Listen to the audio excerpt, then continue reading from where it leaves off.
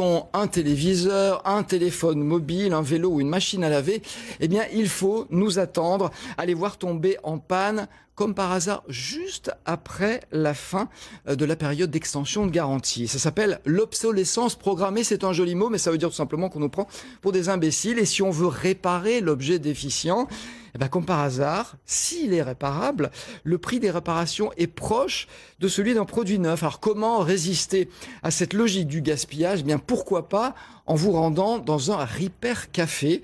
Il y en a 16 dans notre région, dont celui de Neuville-sur-Saône, dont nous accueillons le responsable aujourd'hui. Bonjour Sofiane Zenouda. Bonjour. Merci d'être avec nous pour nous parler de cette initiative qui il y a quelques années d'ailleurs maintenant. C'est quoi finalement un Repair Café, sachant que déjà c'est pas un café, hein? Exactement, on peut s'attendre à ce que ça soit un café. C'est presque ça, hein, puisque c'est un lieu de rencontre en fait où des réparateurs amateurs ou professionnels rencontrent des visiteurs qui ont des objets à faire réparer. Et puis ça se passe dans la convivialité, on offre un café, un thé, des choses à grignoter pendant que la réparation se passe. Alors c'est un rendez-vous qui a lieu, ça dépend des Repair Cafés, parce que chacun fonctionne un petit peu comme il le souhaite. J'ai dit, il y en a 16 dans la région. C'est un lieu qu'on vous prête, parce qu'on le rappelle, c'est pas du commerce, hein, donc ça repose sur des bonnes volontés. Vous, c'est la mairie, je crois, qui vous prête un local? Exactement, en fait on est une association et du coup c'est la mairie de Neuville-sur-Saône qui nous prête les locaux. Voilà, et puis il y a un rendez-vous, pour vous c'est tous les 15 jours? C'est tous les 15 jours le vendredi, voilà. Dans le prochain qui sera du coup le 19 février. Et c'est de quelle heure à quelle heure? Comme ça on a toutes les informations. De 17h30 à 22h. Voilà, mais je le dis, tous les Repair Cafés fonctionnent de façon différente. C'est pas forcément les mêmes rendez-vous, les mêmes horaires, évidemment, les mêmes lieux. Quels objets est-ce qu'on peut apporter à réparer? Alors, dans la globalité, je dirais que c'est des objets que l'on peut déjà transporter jusqu'au Repair Café, hein, parce que si on nous amène une machine à laver, c'est pas très facile à transporter. Une voiture, elle se transporte toute seule, hein, sauf si elle est vraiment en panne. Ouais, malheureusement, on n'a pas de réparateur dans ce domaine-là. Donc je dirais que c'est tout ce qui est électroménager, informatique, vêtements, etc. Voilà, le petit électroménager, voilà. Le moulin à café, quoique on n'en trouve plus maintenant, plus beaucoup tellement des moulins à café. Je l'ai dit, ça dépend des Repair Cafés, donc ça veut dire que certains sont peut-être plus spécialisés dans certaines réparations que d'autres, et ça dépend aussi des personnes qui sont présentes ce soir-là et qui peuvent aider? C'est ça, en fait, l'association fait appel à des bénévoles, et du coup, ces bénévoles ont des compétences qui sont diverses et variées. Donc, en fonction des Repair Cafés qui se trouvent un petit peu partout en France et à l'étranger, chacun aura sa spécialité. Voilà, c'est-à-dire que sur Internet, on sait d'avance, il y a une liste d'objets qu'on peut apporter en fonction des gens compétents qui sont là pour réparer. Quels sont les objets finalement qu'on vous apporte le plus souvent? Alors c'est surtout de l'électroménager, on retrouve les fers à repasser, des machines à café, un petit peu de tout, des aspirateurs et de l'informatique aussi, on retrouve pas mal d'imprimantes. Ça c'est votre rayon en plus, hein, l'informatique. Vous êtes un professionnel de l'informatique. Quels sont les problèmes en général qu'on trouve sur ces appareils? Est-ce que c'est un peu toujours les mêmes ou pas? Alors c'est pas forcément toujours la même chose, hein, tout dépend en fait des produits qu'on nous amène, et puis des fois il suffit simplement de les démonter pour s'apercevoir de la panne. Oui, donc ça veut dire que les gens sont pas très bricoleurs, ils osent pas ouvrir les produits. C'est vrai qu'en général, il vaut mieux une main professionnelle pour les ouvrir, parce que on peut éventuellement les abîmer si on n'est pas un grand connaisseur. Est-ce que vous nous confirmez que de nombreux objets tombent en panne parce que, en fait, ils ont été un petit peu conçus pour ça? Alors, c'est difficile de dire ça sans preuve. Il y a des suspicions. Il y a des suspicions, en effet. Nous, en tout cas, ce qu'on peut dire, c'est que par rapport à notre expérience de Repair Café, on s'aperçoit que de nombreux objets ont des contraintes à l'ouverture. Donc... contrainte à l'ouverture, ça veut dire qu'un réparateur non agréé a du mal à l'ouvrir et donc à le réparer? C'est ça, tout est fait en fait pour qu'on ait du mal à l'ouvrir avec des petites vis, des choses qui sont bien encastrées, soudées, collées, pour pas qu'on puisse y toucher. On a connu ça sur des téléphones mobiles d'une marque dont je ne citerai pas le nom. Effectivement, il y avait des vis très particulières, il fallait un tournevis particulier pour les ouvrir, donc ça s'est fait pour dissuader les gens de réparer. Et comme par hasard, quand on fait réparer, ça coûte très cher. Est-ce que vous trouvez que les prix qu'on fait payer justement pour des réparations via la voie officielle sont justifiés ou pas? On ne peut pas dire qu'ils sont justifiés, et c'est d'ailleurs pour ça que les gens ont systématiquement le réflexe d'aller jeter ou de donner à des amis ou de revendre, mais pas de faire réparer l'objet. Donc du coup, l'association justement vient en aide à ces personnes-là, parce qu'on n'a pas tous les moyens de changer les appareils que l'on a chez soi. Donc du coup, ça permet justement de réparer à moindre frais. Oui. Alors, la difficulté à ouvrir l'objet pour trouver l'origine de la panne, la difficulté souvent aussi à trouver les pièces de rechange. Ça, c'est un problème auquel vous êtes confronté, vous aussi, parce que souvent, elle n'existe pas.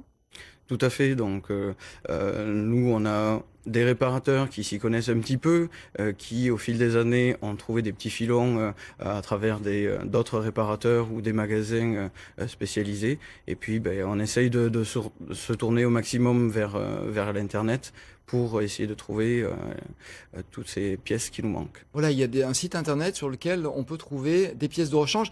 Malheureusement, c'est peut-être souvent les mêmes qui tombent en panne parce qu'elles ont été faites pour ça, ou qui cassent. C'est difficile à dire. Non, je ne veux pas orienter l'interview, hein, pas du tout. Non, mais on le sait, il y a eu des preuves, effectivement.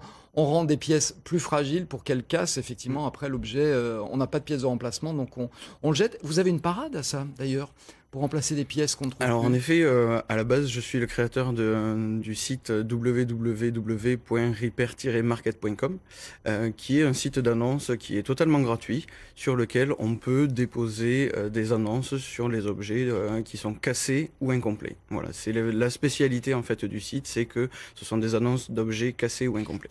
Et puisqu'on parlait de bénévolat dans cette affaire et de gens qui partagent, vous avez quelqu'un qui vous aide à les refabriquer? Tout à fait, on a un professionnel en fait de l'impression 3D qui s'est joint à nous l'année dernière pour refaire des pièces que l'on ne pouvait pas trouver dans le commerce. Voilà, donc si elles sont cassées et qu'on ne les trouve plus, on peut les refabriquer maintenant. C'est le miracle des imprimantes 3D. Et il semblerait, vous me l'avez dit en préparant cette émission, que certains fabricants commencent à se soucier de ce problème de gaspillage et du fait que si vous avez 15 fers à repasser, il y a 15 pièces différentes dedans et que maintenant on commence à rationaliser. C'est vrai que les fabricants font des économies d'échelle, comme on les appelle, mais ça permet de trouver peut-être plus facilement des pièces de rechange. Tout à fait, on a un grand industriel français. Et régional même. Voilà, qui, en effet, pour ces objets, propose des pièces de rechange qui sont adaptables sur chacun de leurs produits. Ouais. Alors, on l'a dit, bénévolat, chez vous, les gens viennent travailler gratuitement. Vous les appelez des réparateurs. Sont qui en général vraiment des professionnels ou des bons bricoleurs? Alors, en grande majorité, ce sont de très bons bricoleurs. Et puis, ben, on a certains professionnels qui jouent le jeu, qui s'intéressent à ça, qui ont un intérêt aussi pour l'écologie, hein, puisque ben, souvent les objets finissent à la déchetterie. Voilà, donc ils ont aussi un intérêt pour ça et s'intéressent à notre projet. C'est votre cas? Votre motivation, c'est quoi? C'est l'écologie? C'est le ras-le-bol qu'on nous prenne pour des imbéciles? C'est un petit peu tout ça, voilà. C'est l'écologie, le fait de payer trop cher des réparations, ou alors qu'on nous dise complètement il vaut mieux le changer, ça n'ira pas plus loin. C'est vrai que ce sont des initiatives qui se développent. On l'a dit, alors c'est gratuit. Face à ces bonnes volontés, c'est vrai qu'il n'est pas interdit de donner un petit billet ou une petite pièce quand l'objet a été réparé, qu'on repart tout content? Tout à fait, l'entrée est gratuite pour le Repair Café de Neuville-sur-Saône.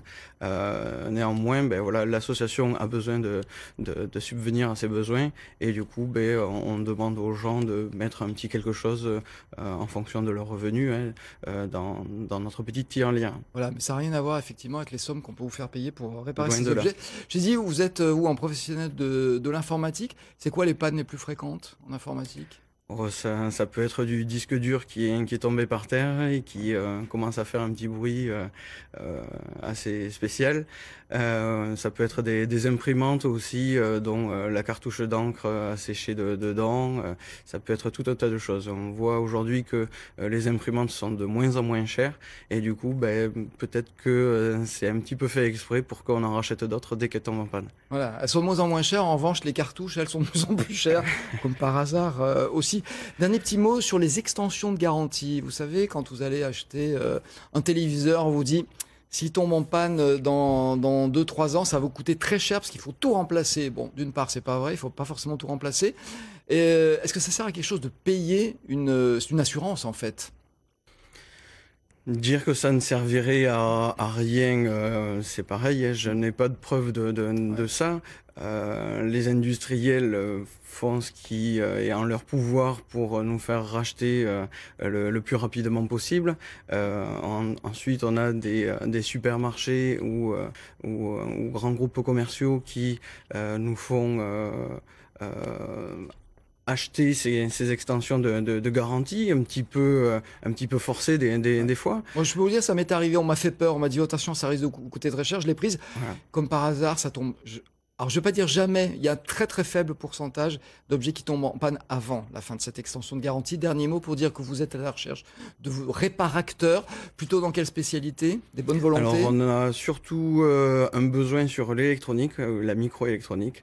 Ça nous fait énormément de défauts. On nous amène beaucoup de téléphones, de tablettes, de choses comme ça. C'est frustrant de ne pas pouvoir les réparer. En effet. Donc adressez-nous à vous, on fera le relais. Je rappelle, 16 Répar Café dans toute la région, 8 en Isère, 4 dans le Rhône, 2 en Haute-Savoie, et 2 dans l'Ain. Merci beaucoup, Merci Sofiane de votre accueil. Zenouda. On va passer au titre